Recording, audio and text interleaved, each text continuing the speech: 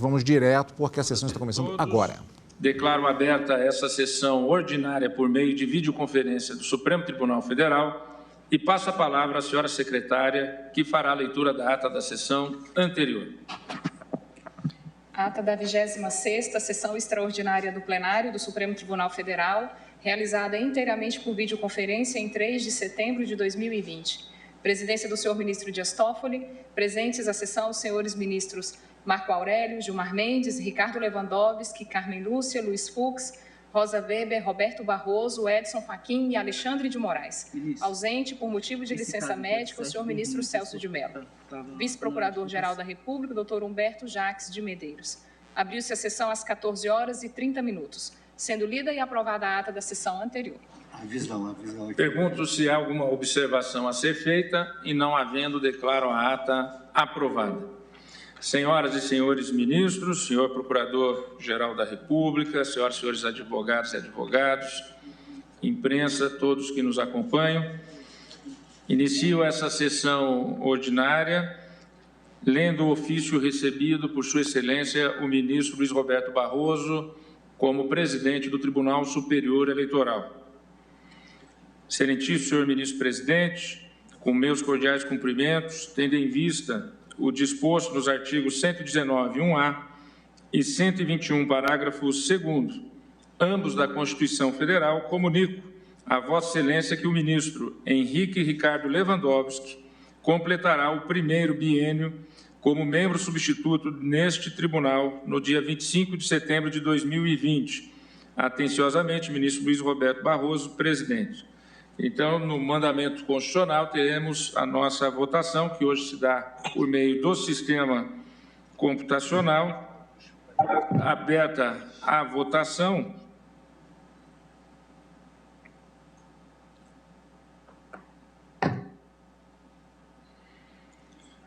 Proclamo que, por 9 votos, foi reconduzido o ministro Henrique Ricardo Lewandowski e 1 voto ao ministro Gilmar Mendes.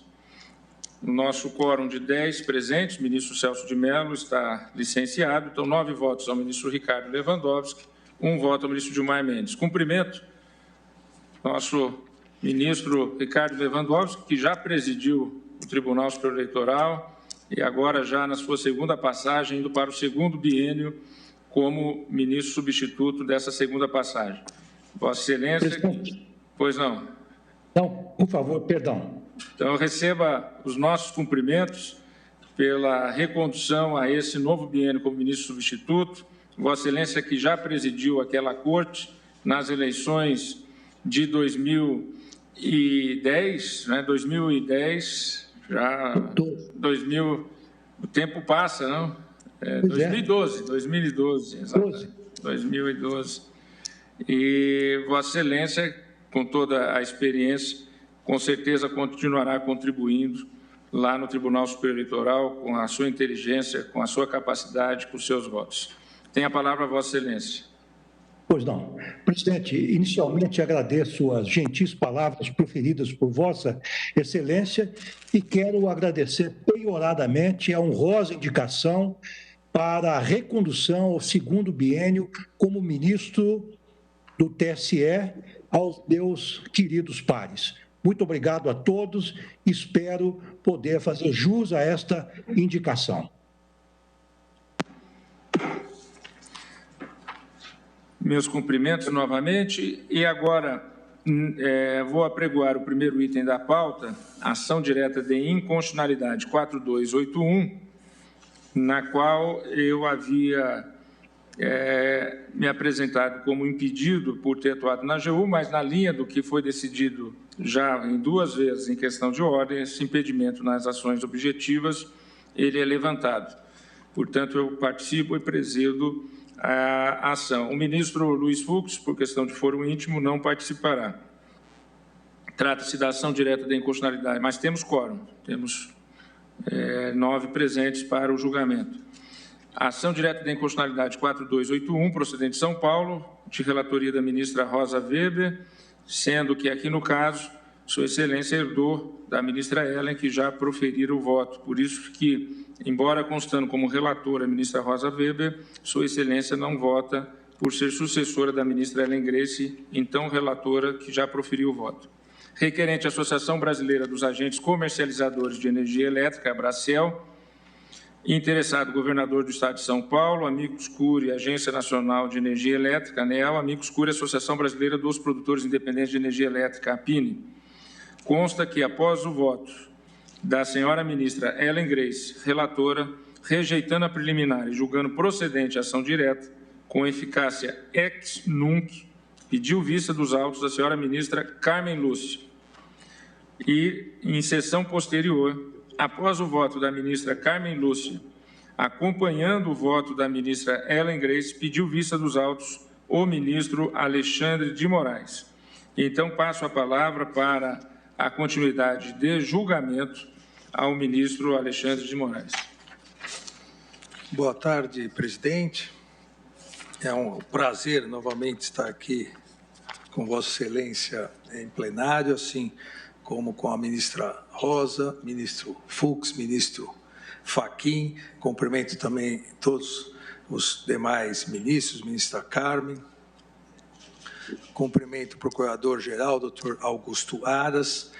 Presidente, aqui cuida-se, eu vou fazer um breve relatório em virtude do tempo da ação, cuida-se de ação direta ajuizada pela Associação Brasileira de Agentes Comercializadores de Energia Elétrica em face de decreto estadual do Estado de São Paulo, que, alterando um decreto anterior, estabeleceu um regime de substituição tributária na imposição de ICMS sobre fornecimento de energia elétrica contratada no ambiente de contratação livre, denominado ACL, também conhecido no mercado como mercado livre, atribuindo o dever instrumental de recolhimento às distribuidoras de energia elétrica. A autora alega violação à competência legislativa privativa da União e, do ponto de vista material, alega violação aos princípios da legalidade tributária, da livre concorrência e da livre iniciativa, do federatismo, da capacidade contributiva e da proporcionalidade, ou seja, alega todas as inconstitucionalidades possíveis. A levada a julgamento já há, como Vossa Excelência disse, 2 votos pela procedência da ação, da eminente ministra, ex-ministra Ellen Grace e da eminente ministra Carmen Lúcia. Presidente, já adianto que irei divergir uma vez, e pretendo assim demonstrar no voto, uma vez que não encontro nenhuma inconstitucionalidade. Na verdade, o mecanismo que foi criado é um mecanismo para uma maior fiscalização, um mecanismo para se evitar sonegação fiscal. Não há nenhuma, ao meu ver, com devido respeito a todas as posições de contrário, não há nenhuma inconstitucionalidade, seja formal, seja inconstitucionalidade material. Aqui, realmente, o que se pretendeu foi uma forma de evitar o que vinha ocorrendo muito, uma forma de evitar a sonegação. Tanto que o decreto é de 2009, alterando o decreto de 2000, não se alterou. Isso é importante, um dado fático importante, não se alterou o montante o montante de impostos, de tributos. O que se diminuiu foi exatamente a sonegação fiscal. Esse foi o grande objetivo, ao meu ver, alcançado pelo decreto de 2009. Exatamente aqui o deslinde dessa controvérsia, que é objeto da presente ação, depende, ao meu ver, da reflexão importantíssima do respeito ao conceito de responsabilidade tributária. Ou seja, cada um pagar realmente o que a legislação estabelece. De início afasto a tese de invasão da competência legislativa da União, uma vez que o texto normativo impugnado, em momento algum, senhor presidente, adentra a competência privativa da União para legislar sobre exploração de energia elétrica. Não é isso que se faz, não se altera 1 milímetro da questão material sobre exploração de energia elétrica. O que o decreto regulamenta como bom decreto, como um ato normativo secundário, o que ele altera é o que os Estados-membros podem fixar. Fixar a forma de responsabilizar o devedor tributário para o recolhimento de ICMS. Nesses termos, a Constituição Federal, no artigo 155, estabelece competência aos Estados e ao Distrito Federal para a instituição do ICMS. Ainda, e essa é outra questão importante no presente feito, ainda que as operações e as prestações se iniciem no exterior, devendo essa espécie tributária atender outros aspectos relevantes, como, e aí o decreto em nada altera, como os conceitos de não cumulatividade, de seletividade, e reservando a lei complementar, que em momento algum também o decreto adentra, a disciplina do regime de compensação. A Lei Complementar 87, de 1996, no parágrafo 1º do artigo 6º, de seu artigo 6º, estabelece ser faculdade da legislação estadual a atribuição a contribuinte do imposto ou a depositário a qualquer título da responsabilidade pelo seu pagamento. Por parte da lei complementar, há uma delegação ao próprio Estado-membro. Então, o Estado adquiriu, por meio da lei complementar, que por sua vez tem previsão no artigo 155, inciso 12, a linha B da Constituição Federal, essa lei complementar tem essa atribuição e essa possibilidade que o fez no parágrafo 1º do artigo 6º, de facultar ao Estado a atribuição a contribuinte do imposto ao depositário a qualquer tipo de responsabilidade pelo seu pagamento.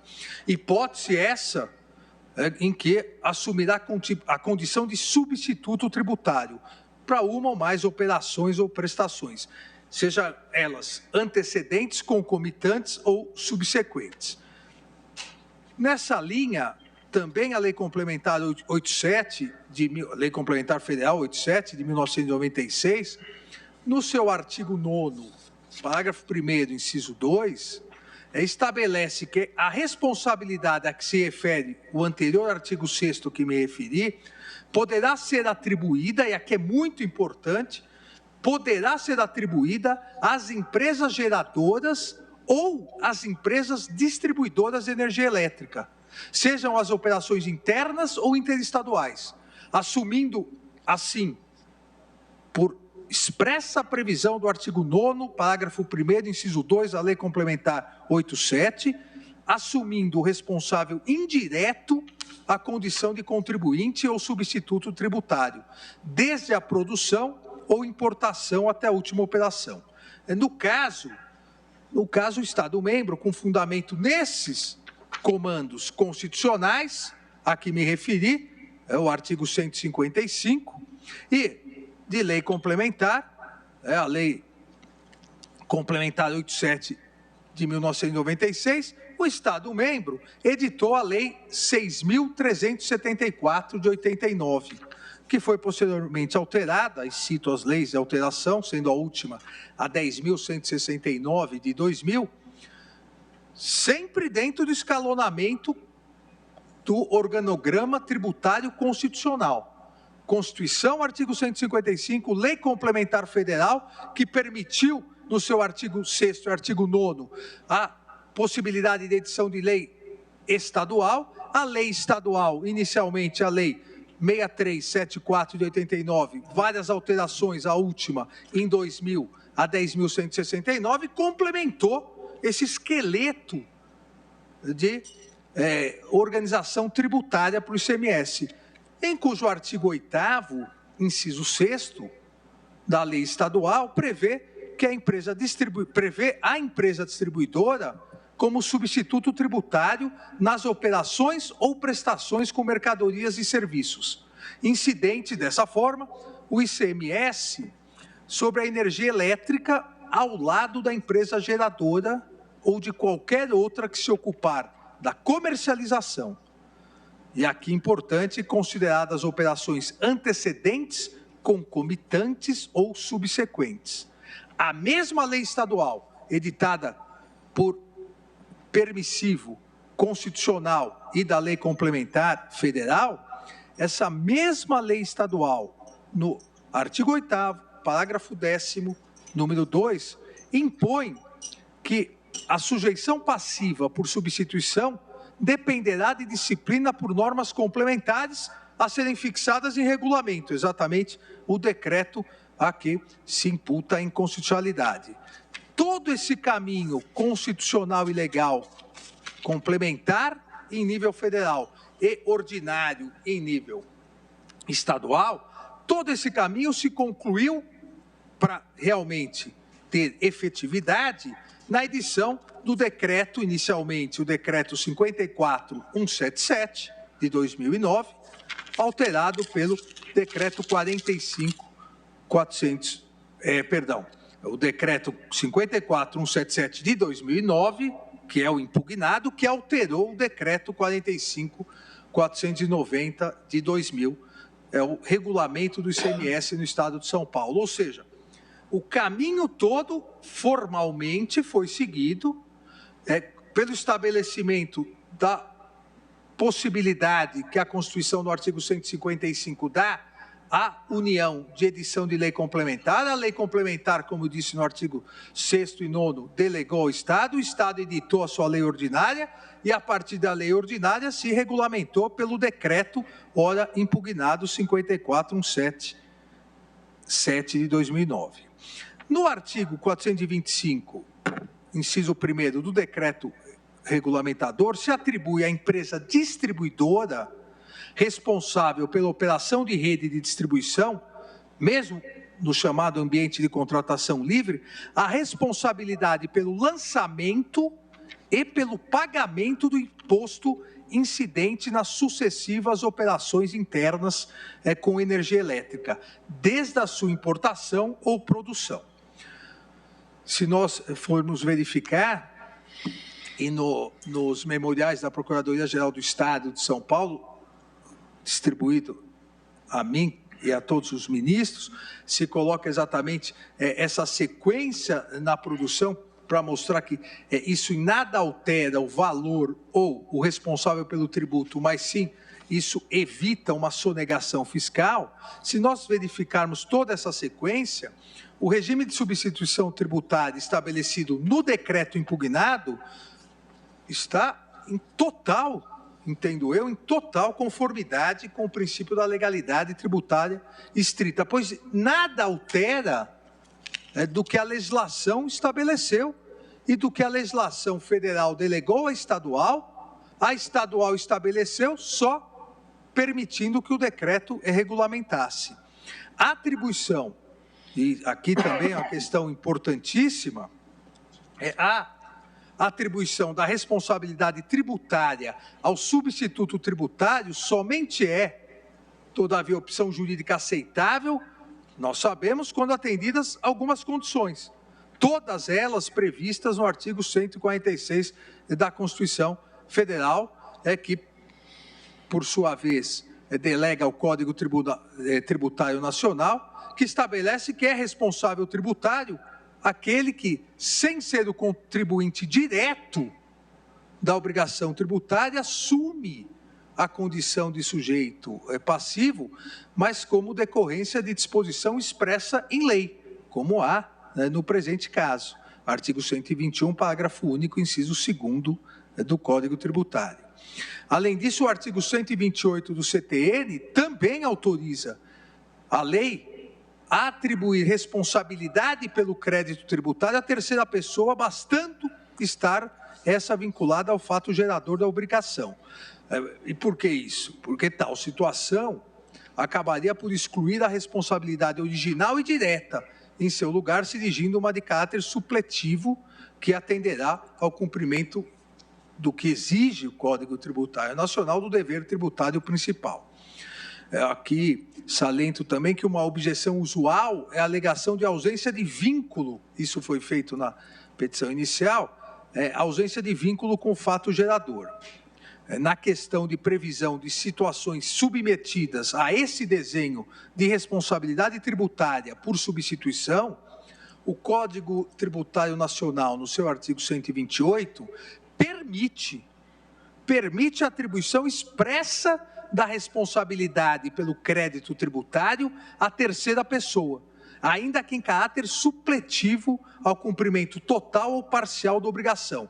E o próprio Código Tributário Nacional permite essa possibilidade de que importa em exclusão da responsabilidade do sujeito passivo direto ou contribuinte. Obviamente, também sabemos que deverá estar a terceira pessoa sempre vinculada ao fato gerador do ônus obrigacional a um estranho à relação jurídica. A razão é direta. Seria impossível, do contrário, a aferição da rigidez jurídica da imposição fiscal a partir da capacidade contributiva e da razoabilidade. No caso em questão, no decreto impugnado, o vínculo da distribuidora da energia elétrica com as demais fases de uma operação física, do próprio ciclo econômico relativo à energia elétrica é objetivamente inafastável. Por isso que entra nessa cadeia normativa autorizada pela lei complementar, pelo Código Tributário Nacional e por delegação pela legislação estadual, porque esse ciclo do processo de produção, comercialização e transmissão da energia elétrica é inafastável em relação à distribuidora da energia elétrica, seja no mercado de comercialização regulada, seja no mercado de comercialização livre. Até porque, em relação, e outro ponto que me parece importante, essa relação, esse vínculo da distribuidora de energia elétrica com todas as fases da operação física, com o ciclo econômico formado a partir da produção de energia elétrica, não tem diferença, seja no mercado de comercialização regulada, seja no mercado de comercialização livre. A distribuição de energia elétrica integra fisicamente, aqui não é nem uma questão só jurídica, é uma questão física. A distribuidora de energia elétrica integra fisicamente o ciclo e o processo de produção, comercialização e transmissão de energia elétrica, podendo, sem, a meu ver, nenhuma dúvida, podendo ser tomada como integrante da relação jurídica tributária decorrente. A meu ver, e repito aqui com todo respeito às posições em contrário, a meu ver, não se mostra possível ao conceito de disponibilização ou comercialização de energia elétrica a ausência do suporte físico da distribuição, das linhas de transmissão, sob pena de ser, e é essa a razão, o móvel do decreto, sob pena de ser absolutamente impossível quantificar o que foi distribuído, o que foi transmitido e, consequentemente, o que pode ser a base de cálculo do tributo. A empresa que promove a distribuição desse bem está desde sempre presente, qualquer que seja a forma de contratação, de comercialização. Ela é absolutamente essencial, imprescindível ao ciclo econômico da energia elétrica. A razão está na própria natureza do bem que se toma por comercializável. Me referi anteriormente, presidente, ao memorial subscrito pela Procuradoria-Geral do Estado, que exibe, inclusive com organograma, com desenhos, exibe as passagens que contribuem para a compreensão desse fenômeno físico.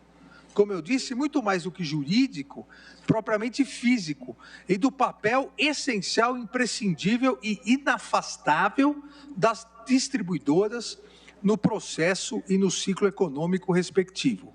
Referindo-se ao parecer 2 de 2016, anota não ser a eletricidade algo que caminha pelos fios. Transcrevo, inclusive, trecho no meu voto é para exemplificar essa essencialidade da distribuidora. É quando a Procuradoria-Geral do Estado nos demonstra que a eletricidade não é algo só que caminha pelos fios. E diz, abre aspas, está nos fios como tensão presente apta a realizar trabalho imediato, bastante para isso conectarmos um aparelho à rede na forma de extensão. Esse fluxo ou essa corrente é, na verdade, diferença de potencial que agita elétrons nas redes. E acrescenta, sem qualquer pretensão de definir energia elétrica, mas somente de significá-la mais adequadamente para o direito, conclui-se essa seção afirmando que o termo presente na Constituição Federal é o fluxo permanente de corrente elétrica pela rede. E digo eu, esse fluxo permanente, essa forma de tensão para uso imediato, para conversão de trabalhos, a utilização de extensões de fios metálicos, só é possível quantificar na forma como sem permitir a sonegação, na forma que estabeleceu o decreto estadual.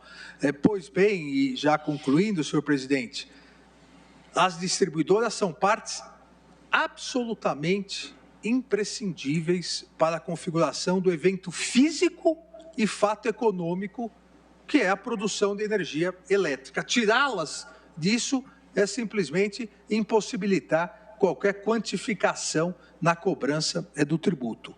Não se pode, a meu ver, conceber qualquer operação de comercialização e de consumo de energia elétrica sem a fase da distribuição. É fisicamente, mais do que juridicamente impossível, é fisicamente impossível se conceber qualquer operação de comercialização e de consumo de energia elétrica sem a fase de distribuição. A energia elétrica a ser consumida, ela é ofertada exatamente a partir do uso da rede de distribuição, sendo simplesmente, reafirmo, impossível, concreta e faticamente, a qualquer consumidor, livre ou cativo, acesso à fonte de energia sem que seja por intermédio da empresa distribuidora. Não há, e aqui é exatamente o cerne da questão, não há acesso a qualquer consumidor, livre ou cativo, à fonte de energia, se não for por intermédio da empresa distribuidora. Por isso que somente por intermédio da empresa distribuidora é possível se quantificar a energia elétrica que foi comercializada e, consequentemente, aplicar a tributação. Não procede ainda, senhor presidente, a argumentação, entendo eu, de que as normas atacadas violariam o princípio da livre concorrência, uma vez que estabeleceriam franca vantagem às distribuidoras substitutas tributárias que tenham comercializadoras integradas por controle ao mesmo grupo econômico. Não procede, porque para o momento de apuração dos valores de consumo, que é exatamente a base de cálculo para a definição do montante a ser recolhido, concorre uma declaração instrumental, a denominada e identificada como Declaração do Valor de Aquisição da Energia Elétrica em Ambiente de Contratação Livre. Ou seja, a regulamentação tomou esse cuidado.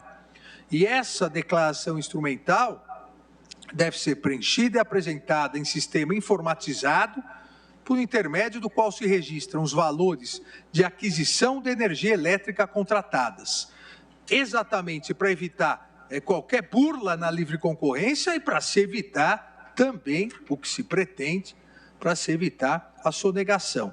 Dessa forma, com esse procedimento, a informação prestada por cada consumidor fica resguardada pelo fisco e, a partir dela, é possível a apuração do preço médio e, a partir disso, do imposto devido.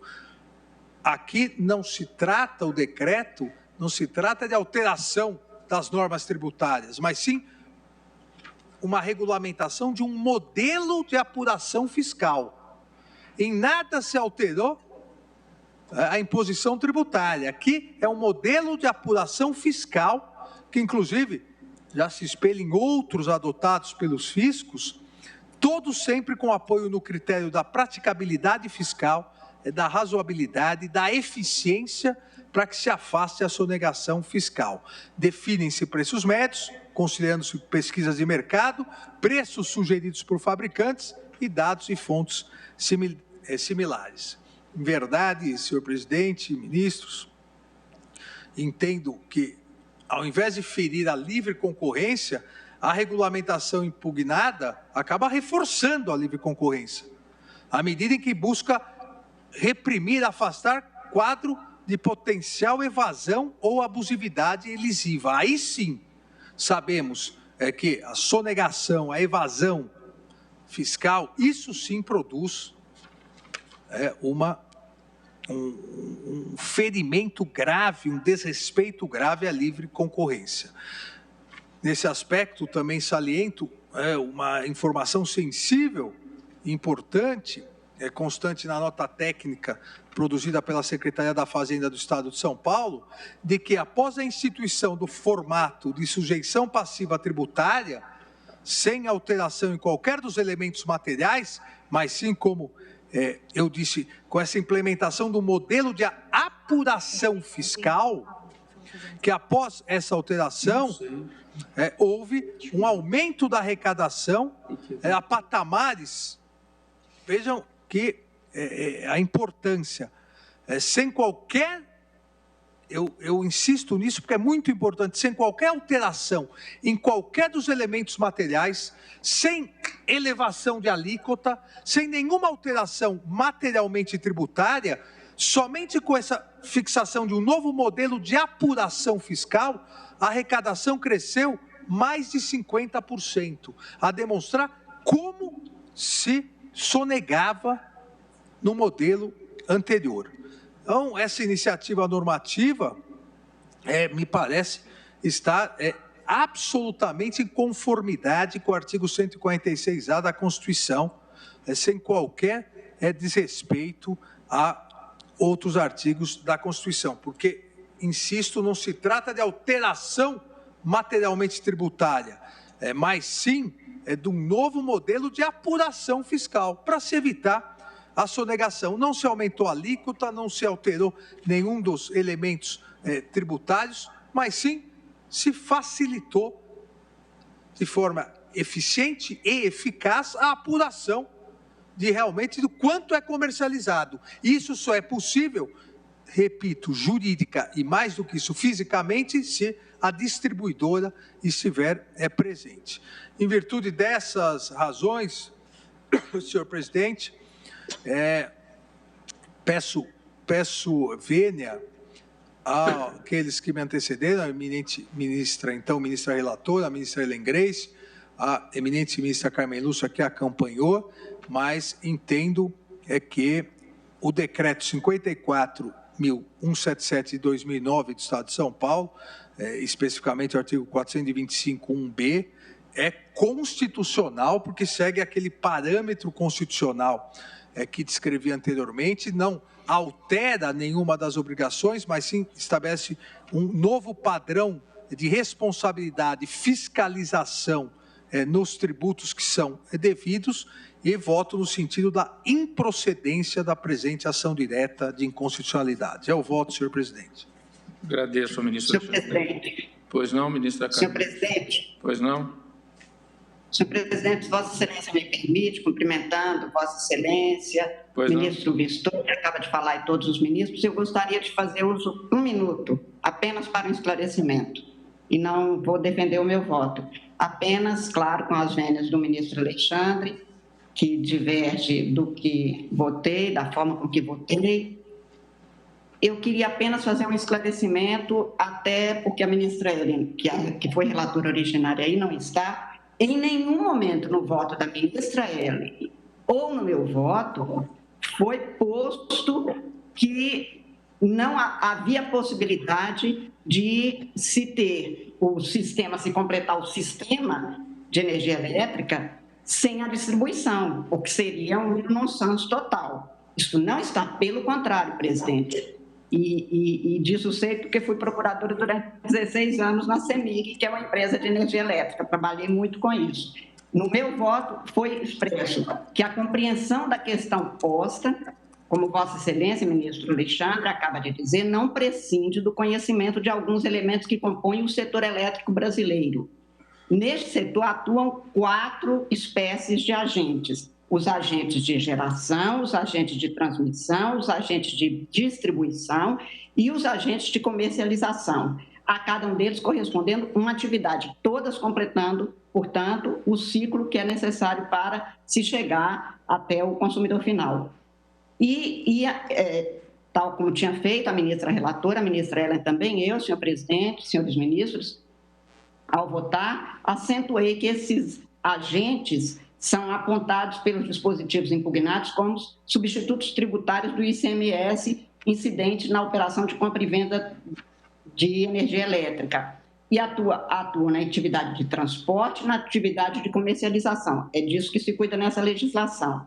A Lei 90/74, que estabelece normas para outorga e prorrogação das concessões e permissões de serviços públicos, possibilitou que certos consumidores de energia elétrica escolhessem seus fornecedores, tendo livre acesso aos sistemas de transmissão e distribuição.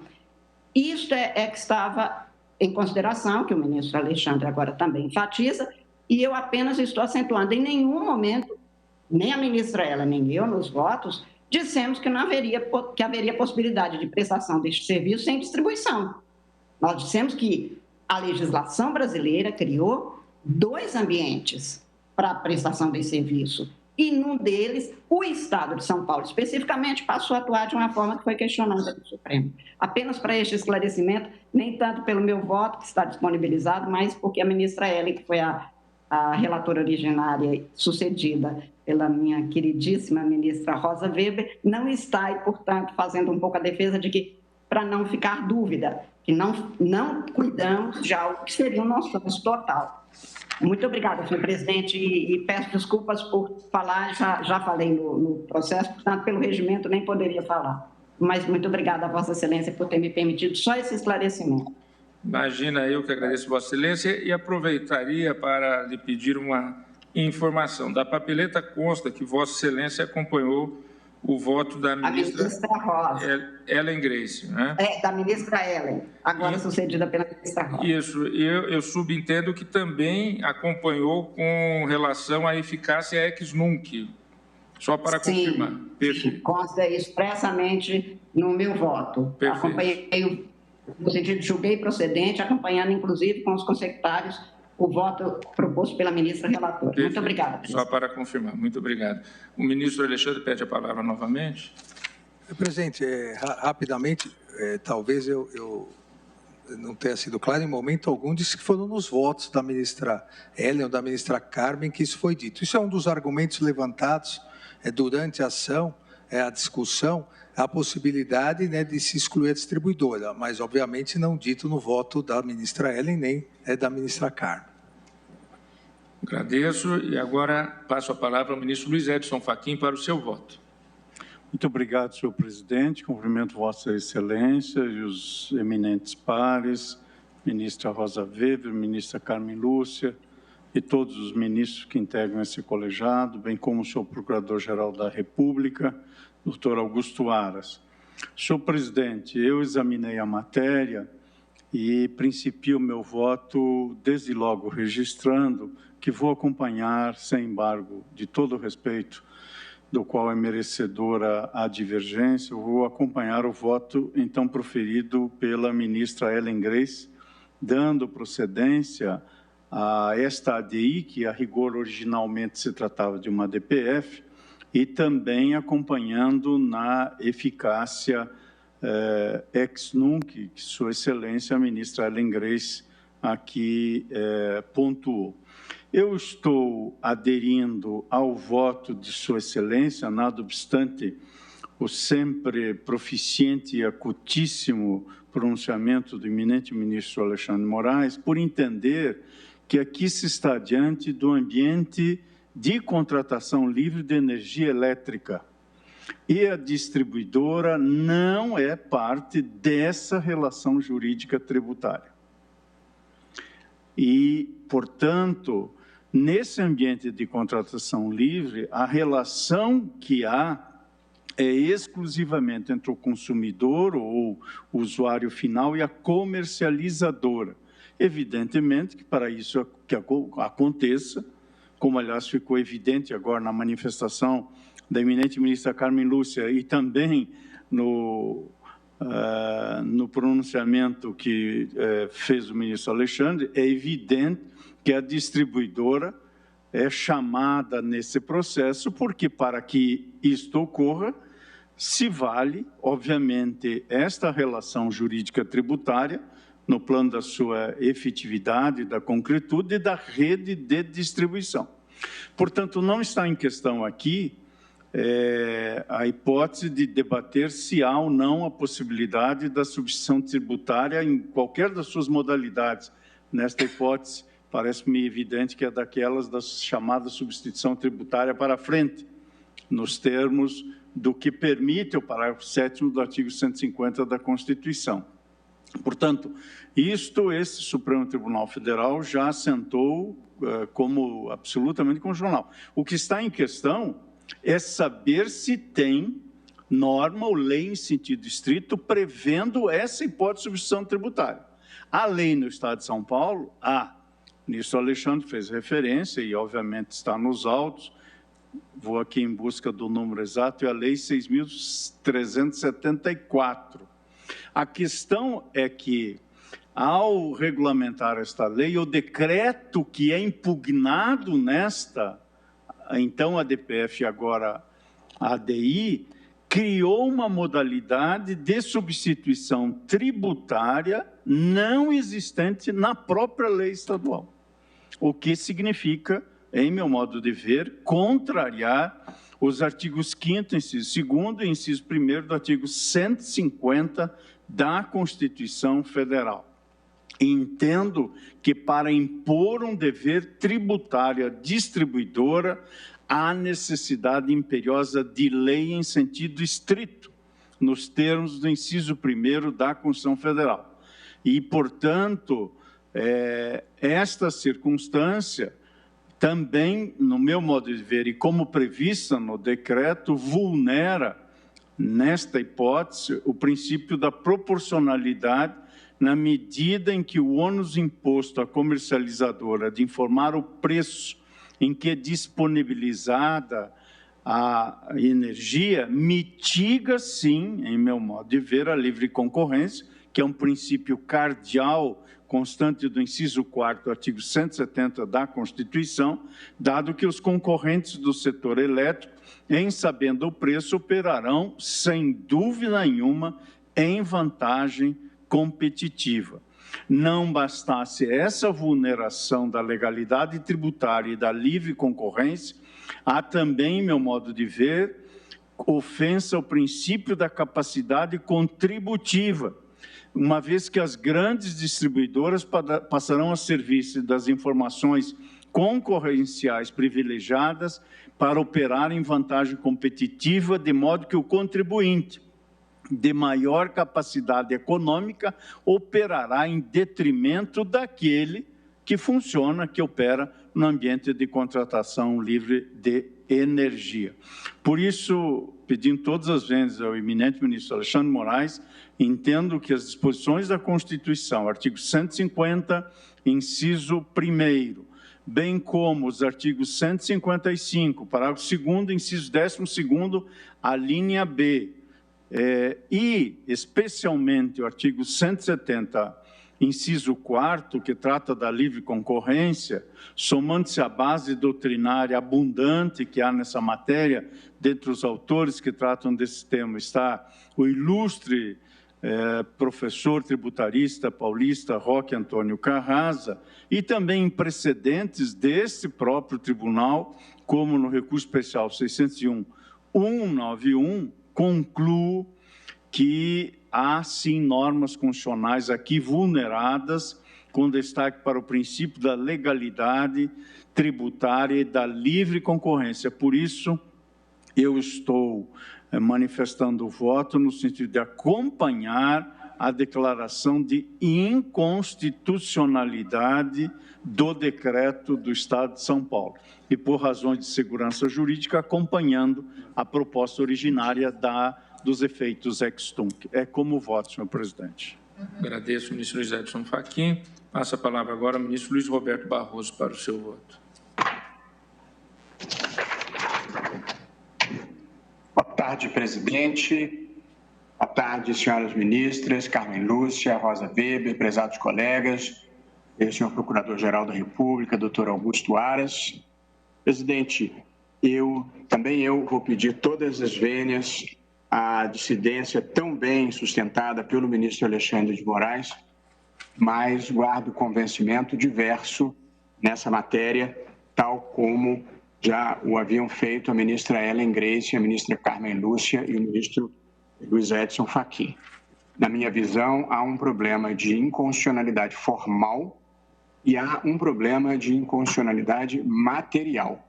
A inconstitucionalidade formal decorre do fato de que o deslocamento da obrigação principal para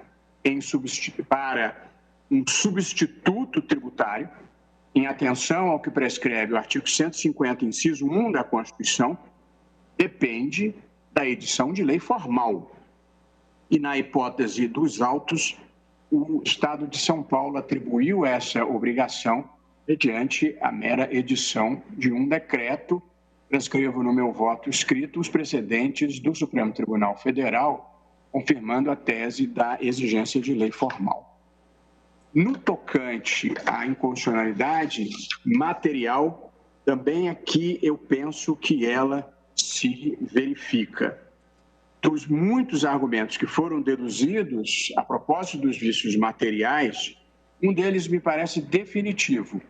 A substituição tributária criada pelo governo do Estado de São Paulo importa no que se denomina de substituição lateral, o que refoge ao figurino da Constituição, na medida em que atribui este papel de substituto a quem não mantém vínculo com o fato gerador da obrigação tributária, tal como eu o compreendo.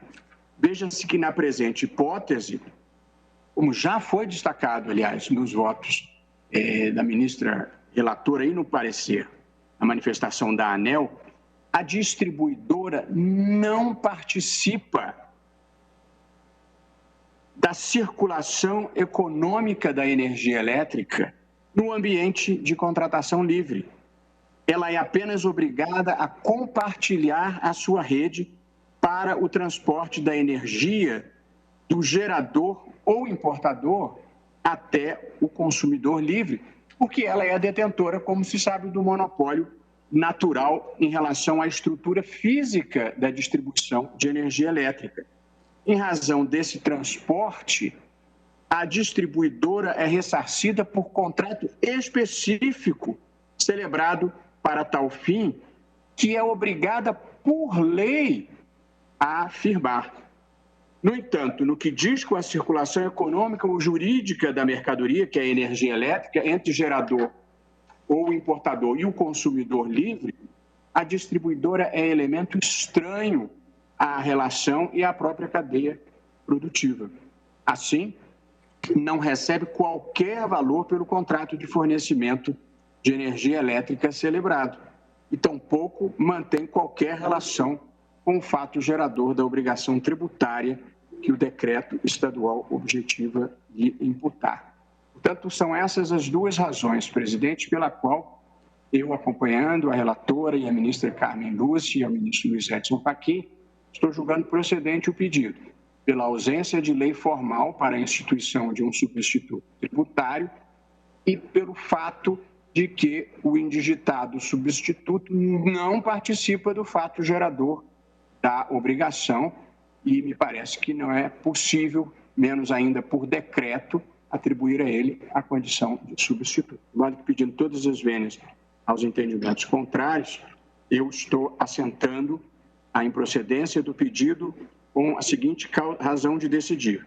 São inconstitucionais as hipóteses de substituição tributária que não estejam expressamente previstas em lei e que elejam como substituta pessoa desvinculada do fato gerador. Como voto, presidente. Agradeço ao ministro Vossa Excelência vota pela procedência, né? Exatamente, procedência do pedido. Procedência e com efeitos ex nunc também. Isso, com os mesmos efeitos ex nunc, exatamente. Agradeço ao ministro Luiz Roberto Barroso. Agora, como vota o ministro Ricardo Lewandowski? Senhor presidente, eu tenho um voto estrito e realmente quero dizer que fiquei vivamente impressionado pelos argumentos expendidos pela ministra relatora, a ministra Ellen Grace, e também pela ministra Carmen Lúcia, e agora pelos colegas que se manifestaram após a fala do ministro Alexandre de Moraes. E eu fiquei, confesso, impressionado, sobretudo pelo argumento do vício formal, ou seja, da ausência de uma lei formal para definir quem é o substituto tributário, neste caso que nós estamos estudando. O ministro Alexandre de Moraes, em seu longo voto, alinhou vários diplomas legais que dariam suporte a este decreto supostamente inconstitucional ao estabelecer a obrigação de responder pelo tributo na qualidade de substituição tributária do contribuinte, ou de substituto tributário do contribuinte, melhor dizendo. Eu já adianto, senhor presidente, que eu vou pedir vista diante dos argumentos trazidos pelo ministro Alexandre de Moraes para confrontá-los com aqueles outros que lhe foram contrários, não só na assentada anterior, como também nesta assentada.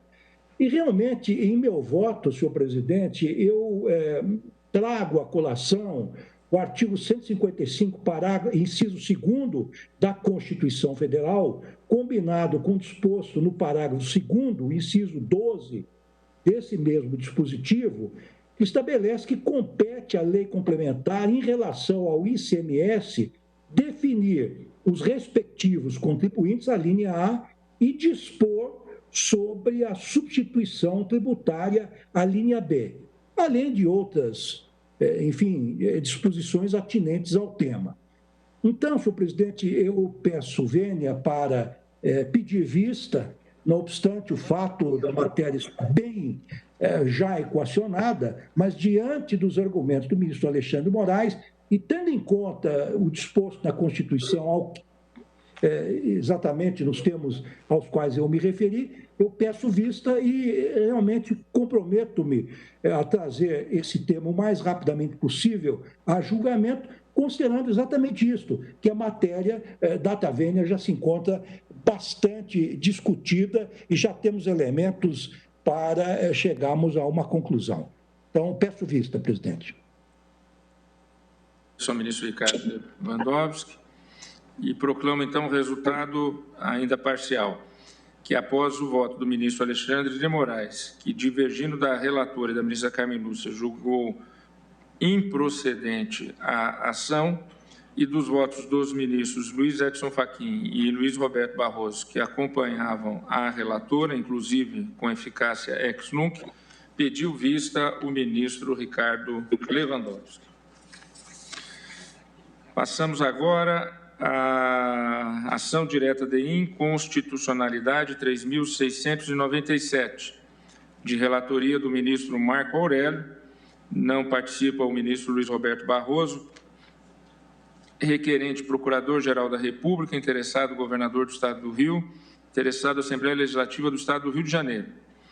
Consta que, após o voto do ministro Marco Aurélio, relator, que julgava procedente o pedido formulado na ação direta para assentar inconstitucionais os artigos 11 e 35 da Lei Complementar número 111/2006 do Estado do Rio de Janeiro, bem assim da expressão, abro aspas, a que se refere o artigo 47-A desta lei, fecho aspas, inserida na redação dos artigos 50 caput, 57-A, caput, 57B e 66B da Lei Complementar número 15 de 1980, respectivamente, pelos artigos 13, 14, 15 e 19 do Diploma de 2006, pediu vista dos autos o ministro Alexandre de Moraes. Participará, representando o interessado governador do Estado do Rio de Janeiro, a doutora Daniela Giacometti, procuradora do Estado do Rio de Janeiro, está sendo admitida, então, ao plenário virtual. Ministro Alexandre de Moraes, com a palavra para o seu voto. Obrigado, presidente. Aqui trata-se de ação direta proposta, também um breve resumo, pelo Procurador-Geral da República, em face de dispositivos da Lei Complementar 111 de 2006 do Estado do Rio de Janeiro, que alterou a Lei Complementar 15 de 1980 para tratar de aspectos remuneratórios da carreira de procurador do Estado. Eu faço a leitura da legislação porque eu vou divergir do eminente relator propondo uma interpretação conforme e explico o porquê. Porque na aplicação dessa legislação, a aplicação da legislação foi exatamente afastando qualquer possibilidade de se entender pela sua inconstitucionalidade, ou seja, de se entender que haveria uma vinculação. O que propôs a alteração legislativa no artigo 47-A? A retribuição estipendial dos agentes integrantes da classe final da carreira de que trata essa lei complementar não será inferior ao limite fixado para os procuradores no âmbito estadual pelo artigo 37, inciso 11 da Constituição da República. Essa alteração. Aí vem os demais artigos da legislação, mas a ideia foi que, a partir da alteração do subsídio, se fixasse que a fixação para os procuradores do Estado não poderia ser inferior à previsão do teto constitucional. E a alegação de inconstitucionalidade por parte do Procurador-Geral da República foi exatamente no sentido de que haveria uma vinculação obrigatória, de que toda vez, com base nessa legislação, toda vez que se aumentasse o subsídio, automaticamente se aumentaria a remuneração, o subsídio dos procuradores do Estado. Mas não foi isso que ocorreu. Não desconheço que a jurisprudência da Corte é firme na censura de leis que equiparam, vinculam ou referenciam espécies remuneratórias devidas a cargos e carreiras distintas. E isso exatamente é porque há a vedação expressa do artigo 37, inciso 13 da Constituição Federal. Especialmente, isso foi ressaltado pelo eminente ministro relator, especialmente quando pretendida vinculação ou equiparação entre servidores de poderes ou níveis federativos diferentes. Temos, inclusive, a súmula vinculante 42. É inconstitucional a vinculação do reajuste de vencimentos de servidores estaduais ou municipais a índices federais de correção monetária. E cito aqui no meu voto diversos precedentes.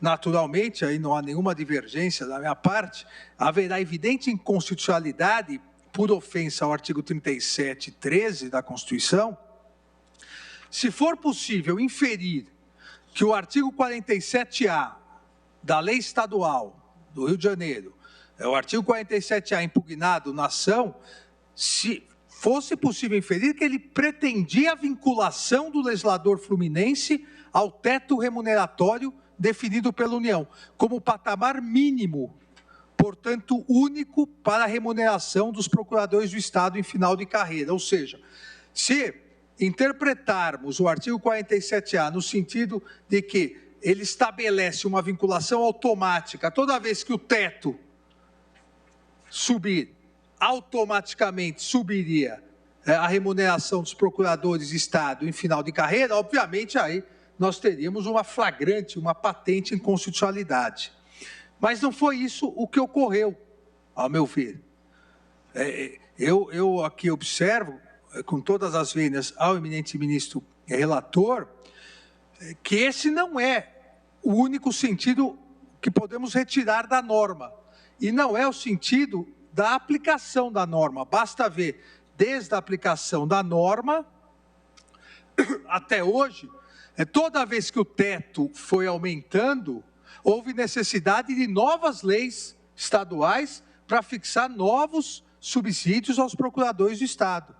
Então, não houve essa vinculação automática. Dentro dessa ideia, me parece que é cabível aqui exatamente uma interpretação conforme a Constituição, exatamente para que não se declare a inconstitucionalidade numa norma que, à época, concedeu um aumento legítimo aos procuradores do Estado, sem vinculação automática com os possíveis e futuros aumentos.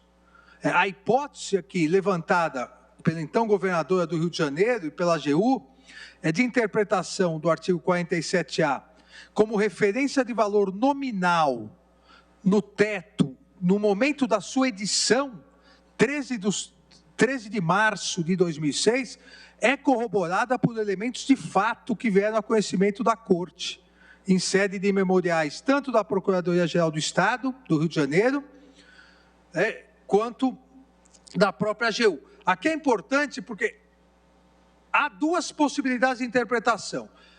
A época que foi editada a lei, em 13 de março de 2006, seria uma forma de vinculação automática.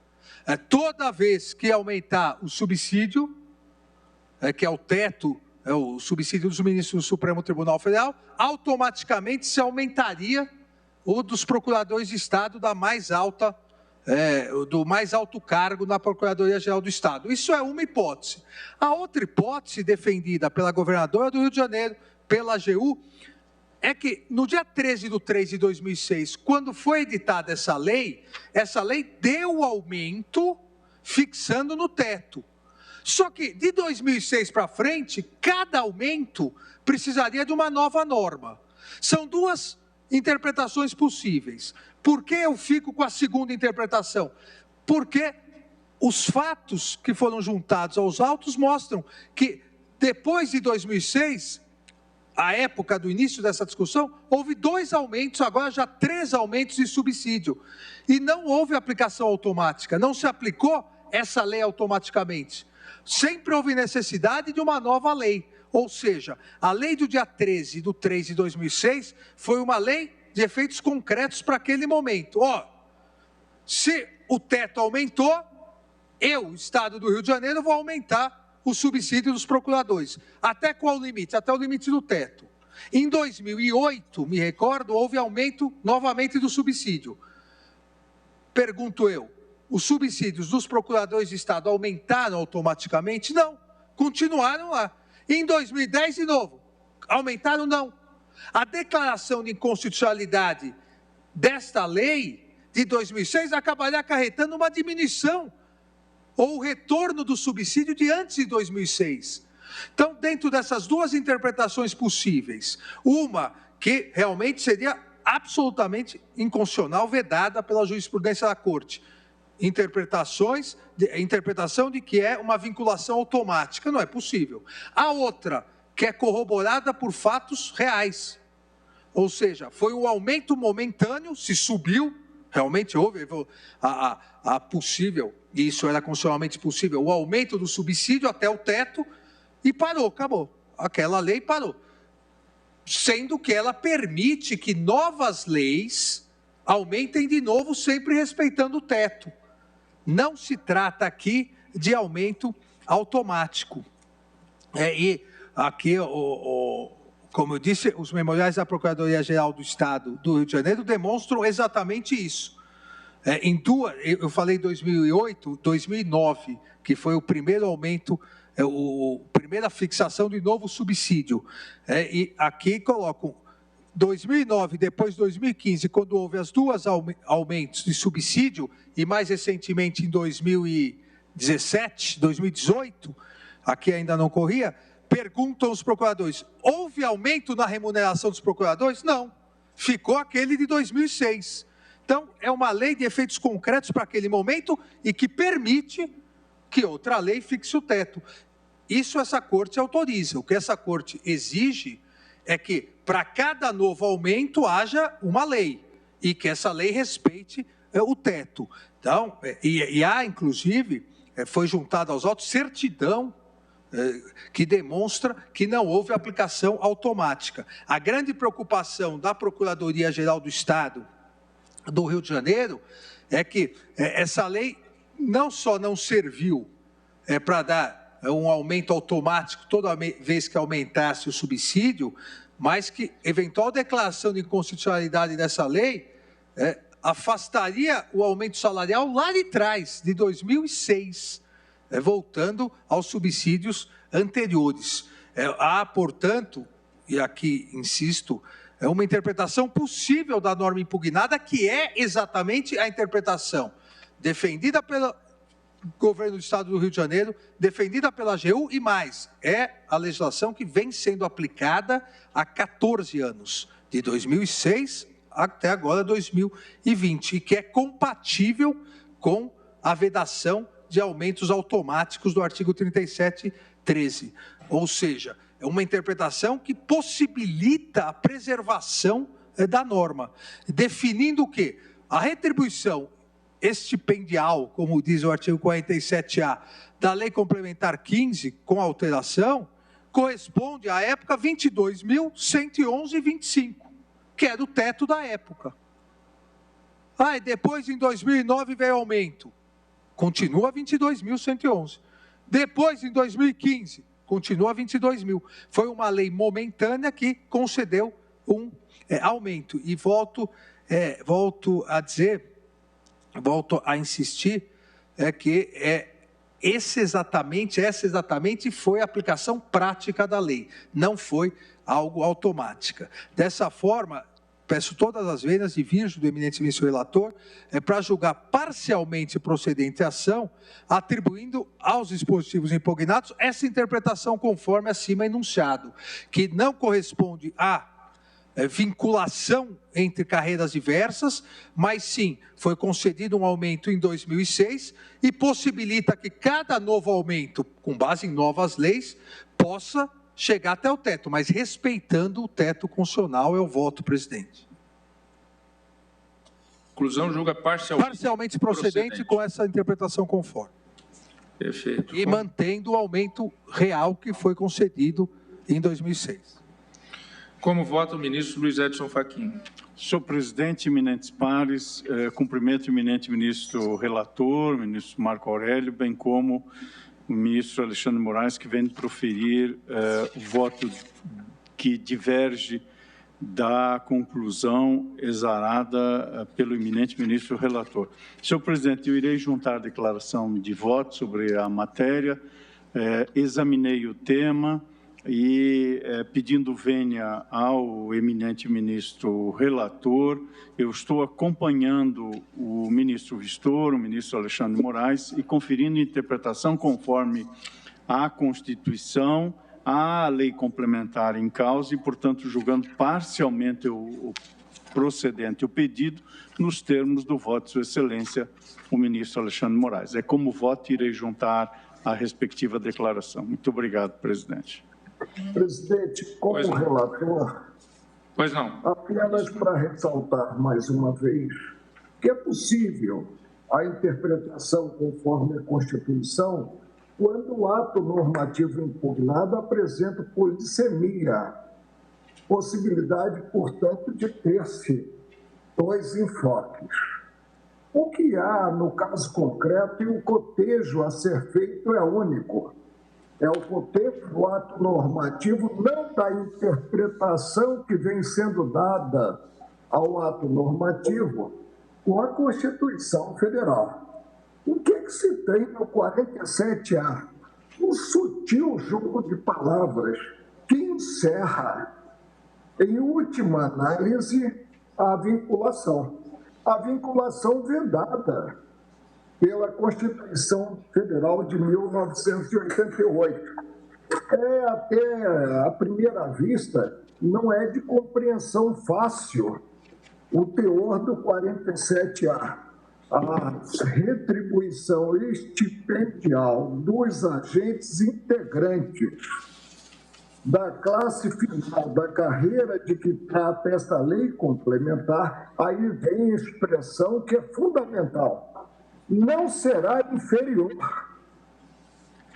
E prossegue: ao limite fixado para os procuradores no âmbito estadual pelo artigo 37, 11 da Constituição Federal. Qual é o limite versado no 37 anos, 11? É o representado pelo subsídio, que há uma notícia na praça do ministro Guedes de que ganhamos muito pouco, pelo subsídio percebido pelo ministro do Supremo. Ora, se assenta que o estipêndio dos agentes não será inferior a esse quantitativo, essa cláusula, ela tem repercussão no tempo, tem repercussão conforme modificado o teto constitucional previsto no preceito referido na parte final desse artigo 47. Por isso é que reafirmo, presidente, sem defender, porque Vossa Excelência sabe que não disputo coisa alguma em colegiado, muito menos superioridade intelectual. Mas reafirmo o voto proferido, que está calcado em correntia jurisprudência do Supremo quanto à valia da cláusula que impede a vinculação de vencimentos. E já se dizia muito o ministro Moreira Alves que é péssimo ter-se o subsídio do ministro Supremo como teto constitucional, e eu concordo com Sua Excelência. Agradeço ao ministro Marco Aurélio, que reafirma o voto. Como vota o ministro Luiz Roberto Barroso? Desculpe, o ministro Luiz Barroso não participa, afirmou suspeição. Como vota a ministra Rosa Weber? Senhor presidente, cumprimento Vossa Excelência, os colegas presentes neste plenário presencial e também os presentes no plenário virtual, o senhor Procurador-Geral da República, doutor Augusto Aras, e pedindo vênia ao eminente relator, eu trago também declaração escrita de voto que converge com a divergência aberta pelo ministro Alexandre de Moraes, a quem eu acompanho, julgando parcialmente procedente a ação direta de inconstitucionalidade para conferir interpretação conforme a Constituição ao artigo 47A em exame exatamente nos termos colocados por Sua Excelência, ministro Alexandre de Moraes. É o voto, senhor presidente. Agradeço à ministra Rosa Weber. Ministro Luiz Fux. Senhor presidente, egregia Corte, ilustre representante do Ministério Público, doutor Augusto Aras, senhores julgadores, senhoras ministras, Carmen Lúcia e Rosa Weber. Senhor presidente, eu entendo que, efetivamente, a lei, quando ela estabelece que o vencimento não poderá ser inferior a um parâmetro, está estabelecendo uma equiparação e uma vinculação. Isso é evidente, pode não ter ocorrido na prática, mas amanhã depois pode surgir uma lei com base exatamente nessa premissa fixada. Se não pode ser inferior, está equiparando, está vinculando. Então, aqui eu estabeleço as seguintes premissas. A jurisprudência do Supremo é pacífica no sentido da inconstitucionalidade de equiparação de vencimentos. Aí cito por todos a sua ADI 668, de Vossa Excelência. E diga, em caso a norma impugnada, ela preceitua que a remuneração dos agentes integrantes da classe final da carreira dos procuradores do Estado do Rio de Janeiro não será inferior ao limite fixado no âmbito estadual pelo artigo 37(10). Em palavras outras, será equivalente a 90 inteiros e 25% do subsídio mensal dos ministros do Supremo Tribunal Federal. Então, acho que há aqui nítida vinculação entre as espécies remuneratórias. Eu, inclusive, os procuradores do Estado do Rio de Janeiro são profissionais de altíssimo nível. Mas uma coisa é uma coisa, outra coisa é outra coisa. eles são de altíssimo nível, mas essa lei aqui, ela é inconstitucional, porque ela esbarra nesse critério fixado pela nossa jurisprudência. Concluo que a norma em comento, ela afronta o Pacto Federativo, porque a fixação da remuneração do servidor público estadual por norma jurídica federal contraria o princípio constitucional de iniciativa reservada pelo chefe do Poder Executivo. Equiparar a legislação federal retira automaticamente a competência constitucional do Poder Executivo local, porque são procuradores do Estado.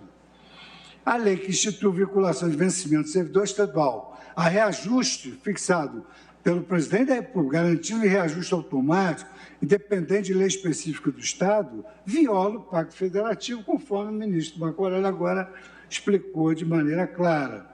O emprego da técnica, da interpretação conforme, não é cabível, data máxima vênia, no caso subexame, sob pena de usurpando a função legislativa, reescrever o que está previsto na lei. E aí, mais uma vez, o ministro Marco Aurélio assenta que reescrever não pode. Interpretação conforme é quando o texto dá margem a várias interpretações. Eu vou pedir todas as vezes, senhor presidente, para julgar procedentes os termos, o pedido dos termos que o ministro Marco Aurélio assentou. Agradeço ao ministro Luiz Fux. Ministra Carmen Lúcia, como vota? Senhor presidente, ministro Marco Aurélio, relator, também eu tenho para mim que, em que pese todos os argumentos apresentados pelo ministro Alexandre, pelo ministro Fachin, pela ministra Rosa, é difícil aqui chegar a uma interpretação que não seja a de que há uma vinculação constitucionalmente vedada. Quando se fixa que a retribuição expendial não será inferior ao limite fixado, é até uma fórmula que todos nós que já trabalhamos no serviço público sabemos, para não se saber de forma direta de que se está falando, porque aqui é assim. Nós julgamos na sessão virtual de 27 de setembro de 2019 a 3 de outubro, a ação direta de inconstitucionalidade 4898, foi relatora da Constituição do Amapá, que tinha a mesma norma, só que de forma direta, vinculava o subsídio da última classe dos procuradores do Amapá ao subsídio do ministro do Supremo, que eles receberiam 95%. Aí, um ano depois, nós vamos dizer que no Rio pode, em que pese não ter acontecido na prática. Neste caso, eu acho que, considerando a ocorrência da vinculação nos termos expressos, o caso seria, e não tendo havido a reverberação, e como não pode haver, nos termos da Constituição, uma diminuição, o que teria que ser feita era a declaração de constitucionalidade com a possibilidade de dar efeitos ex nunc a essa decisão, porque aí se teria a certeza de se eliminar isto que o ministro Fux acaba de dizer. Um dia podem resolver aplicar de outro jeito. E como aqui é uma interpretação conforme, para conformar a interpretação à Constituição, seria dizer que ela foi inconstitucional lá atrás, mas como não foi aplicada, nós não declararíamos a inconstitucionalidade. A mágica de linguística seria neste sentido, porque a vinculação e os termos são expressos. A retribuição não será inferior ao limitado, ao limite fixado para os procuradores no âmbito especial pelo artigo 37. Logo, se não será inferior, será aquele que foi fixado. Os procuradores, de fato, e a unanimidade de que não houve, senão aquele aumento na década, ainda na primeira década deste século, e que não houve novos aumentos. E que uma declaração de constitucionalidade com efeitos ex tunc faria com que houvesse um recesso remuneratório, que também não pode haver, até porque aqui foi de boa fé que eles receberam. Então, eu peço vênia à divergência, concordo e realço o que o ministro Luiz Fux acaba de dizer, senhor presidente. A Procuradoria-Geral do Rio de Janeiro é uma das mais bem aprimoradas do Brasil. Lembro que quando fiz concurso para procuradora, todos nós queríamos ser procuradores do Estado do Rio. Era um seletíssimo time que ainda continua de procuradores, intelectualmente, de dedicação, mas não é isso que está em causa aqui. O que está em causa é uma norma cuja prescrição é muito objetiva e dá uma vinculação que é frontalmente contrária à Constituição. Portanto, senhor presidente, com todas as vênias, eu voto no sentido de também julgar procedente a ação, porém, eu depois, se houvesse um julgamento dessa natureza, uma conclusão dessa natureza, eu daria efeitos ex nunc. É como voto, senhor presidente. Agradeço a eminente ministra Carmen Lúcia. Ministro Marco Aurélio, Vossa Excelência é o relator, a Procuradora do Estado, Daniela Giacometti, pede para fazer um esclarecimento. Não fôssemos, presidente, colegas de estudo na UNB, eu, claro, estaria, de qualquer forma, pronto a ouvi-la. Mas, com esse dado, né, mais ainda.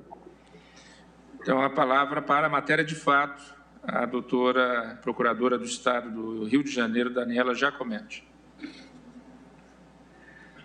Presidente, gostaria de esclarecer unicamente questão de fato. Existe uma certidão que foi juntada aos autos, que mostra que não houve a vinculação dos aumentos concedidos de subsídio por 3 ocasiões, também pela Procuradoria do Estado do Rio. O ministro Alexandre de Moraes, em seu voto divergente, ele faz, inclusive, menção a esses 3 aumentos que foram datados em 2009, 2015 e 2018. Eu peço venha apenas para ler o parágrafo único da legislação que está sendo impugnada, que fala o seguinte: a retribuição estipendial fixada no caput somente poderá ser alterada por lei específica do iniciativo do chefe do Poder Executivo Estadual. Então, existe essa previsão de feitura de uma lei ordinária, que no nosso caso foi a Lei 6.811 de 2014, e que determinou a possibilidade do aumento. Então, tendo em vista que essa vinculação não aconteceu na realidade dos fatos, é esse esclarecimento que eu peço que venha a Vossa Excelência para fazer. Muito obrigada. Agradeço, doutora Daniela. Passo a palavra. Pois não, relator, com a palavra. Então, aqui, até certo ponto, o esclarecimento foi direcionado à percepção pelo relator e, a essa altura, também pela ministra Carmen Lúcia e pelo ministro Luiz Fux, que estão votando em sentido contrário, entendendo que há um conflito, para mim, escancarado do preceito com a Constituição Federal. Volto à tecla inicial. Não afiro inconstitucionalidade considerada a interpretação do ato impugnado no processo objetivo com a Constituição Federal. Afirmo o conflito a partir do ato abstratamente considerado. Até aqui, e aí não há por que também dar interpretação conforme, até aqui, pelo que foi dito, pela certidão a que se pede juntada, não teria sido observada a norma. Mas quem nos garante que, uma vez placitada pelo Supremo, não venha a ser observada? E disse bem o ministro Luiz Fux e também a ministra Carmen Lúcia, a partir da lógica racional. Se o preceito assenta que o estipêndio não será inferior ao teto previsto no 3711, toda vez que esse teto subir, evidentemente haverá melhoria para os servidores.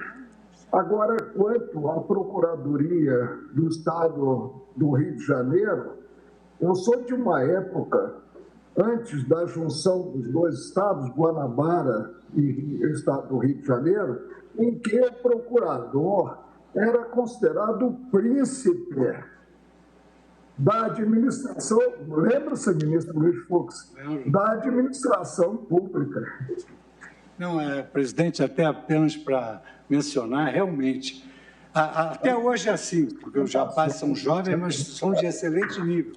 Mas a Procuradoria do Estado, ela compõe a Procuradoria do Estado, professor José Carlos Barbosa Moreira, professor Arnoldo Valde, eram os maiores luminares da ciência jurídica, eram procuradores do Estado e advogados da Light, uma coisa Eduardo Seabra Fagundes, falecido. Nosso colega Luiz Roberto Barroso. Não, o Luiz Roberto já veio depois, é uma estrela mais nova. O ministro Luiz Roberto Barroso continua um príncipe. O ministro Alexandre pede a palavra.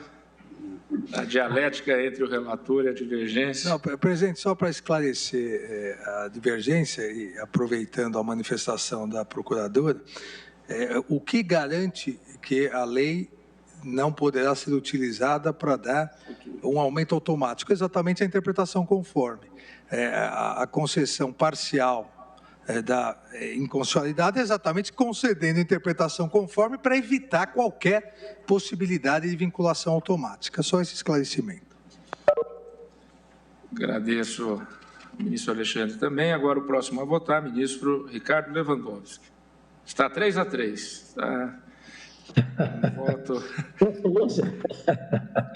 Presidente, eu trago voto escrito e data vênia, já me convenci do acerto do voto da posição do eminente relator, com as minhas respeitosas homenagens à divergência, aberta pelo ministro Alexandre de Moraes.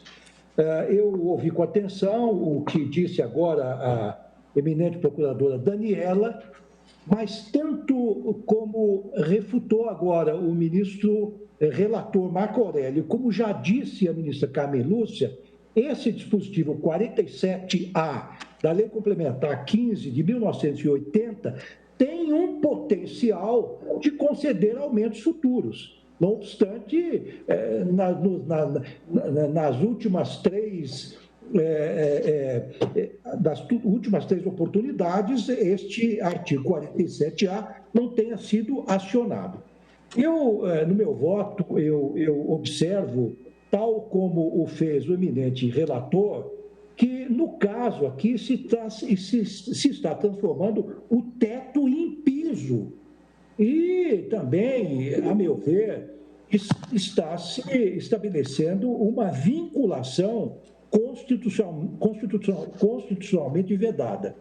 E observo mais que uma leitura atenta deste diploma legal, que é a Lei Complementar 15 de 1980, ela agrega a este piso, entre aspas, outros benefícios.